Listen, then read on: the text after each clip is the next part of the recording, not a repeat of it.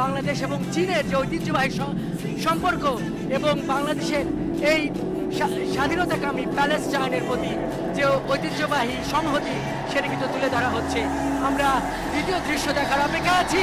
ঠিক এই মুহূর্তে আমরা দেখছি জাতীয় সংসদ ভবনের সামনে যে দৃশ্য বাংলার প্রতিটি মানুষকে নাড়া দিয়েছিল, জুলাই শহীদদের ইমাম আবু সাঈদের ছবি এবং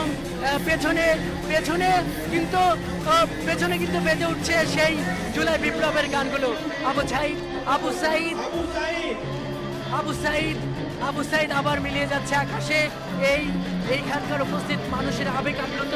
জানেন যে বাংলাদেশ গেল 15 থেকে 16টি বছরের যে স্বৈরাচারী আমল, যেই স্বৈরাচারী আমলকে একদম ধুলোয় মিশিয়ে দেওয়ার ক্ষেত্রে যে ইমামের ভূমিকা পালন করেছে, যিনি নেতার ভূমিকা পালন করেছে, যে আবু সাঈদকে দেখে দেশের